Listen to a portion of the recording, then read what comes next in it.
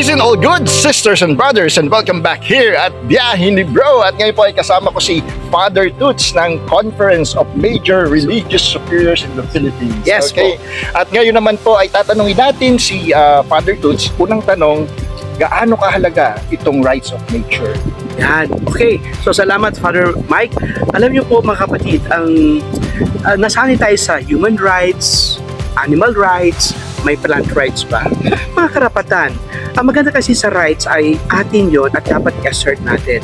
At ang rights of nature ay isang movement na dapat nating hindi siya optional na i-embrace natin. Kundi kasi kasama tayo ng nature at tayo ay nature. Sabi nga, extension tayo ng nature.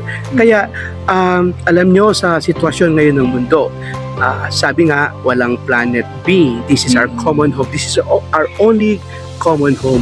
Kaya maraming hindi pa rin naniniwala sa climate change, climate disaster, pero nakakatakot. Dapat mataranta na tayo ngayon kasi nga pag umabot tayo sa 1.5 yung global warming na sinasabi increase to 1.5 centigrade, that's the point of no return. Kaya mga kapatid, mga kapwa Pilipino, mga kapwa reliyosa, mga kapatid na pari, mga brothers, mga sisters, kailangan nating seryosohin talaga ang ating pagmamahal kay Mother Earth. Kaya ang rights of nature ay mahalaga para sa atin ngayon na ating alamin at para isulong din natin ang karapatan ng ating kalikasan. Opo. At panghuling tanong, Father Toots, ano ang mahalagang papel ng mga religious dito sa pagtataguyod ng rights of nature? Nako, by nature, naturalist tayo eh. Kasi we are created in the image and likeness of God. In fact, sa Laudato Si, ang entire creation ay the caress of God, the touch of God. Kaya ako po ay isang Carmelite. And Carmel, from the Hebrew word Carmel, the garden of God, the garden of Yahweh. So mga stewards tayo. We are not owners of the earth. Sabi nga ni Pope Francis, we are only stewards. That means caretakers.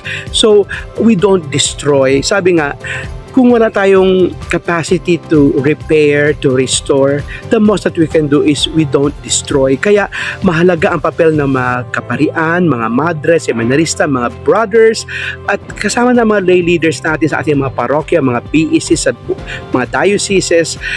Bilang mga taong simbahan, we have to not only speak out but really stand for Mother Earth, our common home. Kaya sana po we create this movement. I believe in the principle of ripple. We create a ripple where Mother Earth is very part of our ministry, of our Christian discipleship. Okay, so maraming salamat po, Father Toots, at sa lahat ng mga makakatunghay ng videong ito. Sama-sama na po tayo sa biyaheng ito ng pangangalaga ng kalikasan. At dito po yan sa Ang Biyahe ni Bro. Thank you, Father Mike. Thank you po. Okay, ingat sa biyahe. Salamat Next po. time ha, Yes, sabay po. ulit ako. Yes.